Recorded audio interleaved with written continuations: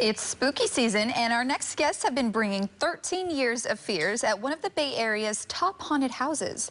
Drew Dominguez and Judy Groverman Walker, owners of the Blind Scream, are here to preview this year's haunt. Guys, thank you so much for joining us here on Live in the Bay. We're so excited to be here and talk about Blind Scream. Yes, I would love to first start off. Now, you guys have such a wonderful story here, the fact that you guys started this Halloween house together, but give us a little bit of background. How did it all get started? Go ahead. You go ahead. So I had a haunted house. I do events for a living, but decided, hey, we need a haunted house in Santa Rosa. So started one with another business partner and traveled to St. Louis, where there's a giant haunted house convention every year, and met Drew in St. Louis. He was actually in the airport on his way to St. Louis, and he also had a haunted house in Fresno with another partner. And we asked him to start consulting with us, and we got rid of our other business partners, and we started Blind Scream 13 years ago. Wow, so 13 years later, here you guys are with a very successful haunted house out here in the Bay Area. So when people come to Blind Scream, what can they expect? They can really expect Halloween. I mean, it really, the sets are huge. The actors are just wonderful actors. It's got a whole storyline behind the family, so it's almost a soap opera. And some of our guests who have followed us for 13 years that literally come every single year for a couple times every year know the storyline and all the characters and who they are and how they play into the house. And we figured if there's a good history to this, then you can haunt it. Yeah. So it really makes it, I don't want to say easy to write a story, but this family is really kind of crazy. Wow. So what goes into this, Judy, planning this entire haunted house year after year? We were speaking before the show and you guys say, oh, we're already thinking about next year. So what goes into planning such a big event every year? Well, there's a lot of things that people don't realize. There's the insurance, and there's, you know, the lease of the building, there's the actors that have to be trained, there's all the props that need to be made. Drew has a prop shop, and he and a bunch of our volunteers go in and make props every weekend. And we're always just changing up and making it look new and fresh, and it's actually a year-long process. Wow, so it takes a whole year of planning, and then by the time you get here, you only have basically the month of October to really execute the haunted house, correct? To really play it. Yeah, we're pretty tired by that time. We're really ready for Thanksgiving. I bet. Well, you guys also do some work with charities when it comes to the haunted house. Can you talk a little bit about that, Drew? Yes, we have the first responders.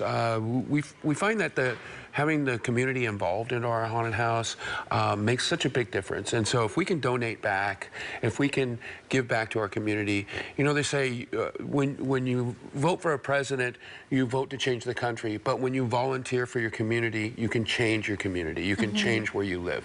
And so at a smaller local level, that's how we get at it. So even like the first responders, we have the K9 units can come in and practice and train their dogs there. The SWAT teams will come in there. The firemen can roll their hoses in the parking lot and run up and down the ladders and do their practicing and stuff. We just find that that is really important for the first responders. And why? Why is that so important for you guys more specifically to be able to give back to the community? It's where we live, and so we want to give back to the community we live and help make it better. We want to bring Halloween to the community so everybody has a little bit of laugh and a little bit of screams in them, and we want people to enjoy Halloween. And it's just important that, you know, that this is where we live and this is how we choose to give back. We also really have worked hard to help host the trunk or treat system that's in Santa Rosa right now. And they came to us a couple years ago and said, you know, we'll probably have maybe 300 kids come through for the trunk or treat, and the police set up all their cars, and the SWAT team will bring the tank out, and the firemen will bring their stuff out, and the kids can go trick or treat with each one of those responders. And we opened up a little edge of our haunted house so the kids could go through it and kind of trick or treat in the haunted house, real safe like.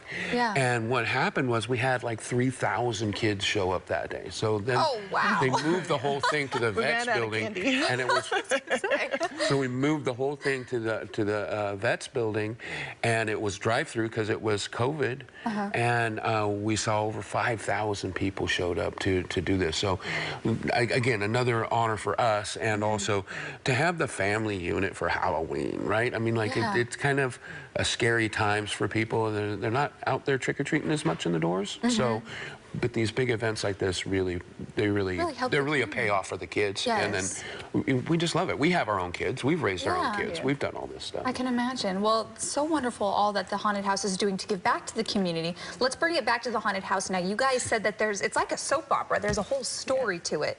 So if you don't mind giving me a little bit of a preview, what is the story behind Blind Scream this year? So this is our 13th year, so it's the House of Superstitions.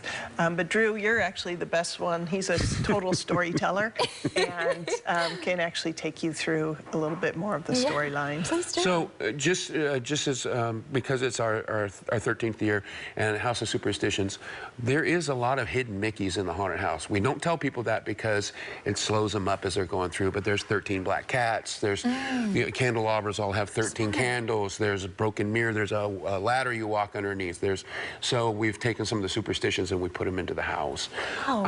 It's centered around a fellow named Doc Hunter and his family. So Doc has a daughter named Marionette and a son, little Horace, and his sisters, which we just hosted them as the witch house, and so you got to meet all 3 of his sisters. And so next year it's going to be a Hunter family reunion. So we're going to bring back all these characters that everybody has got to see throughout our time, throughout our 13 years. And we don't really call ourselves the scariest haunted house out there. Other people can do that.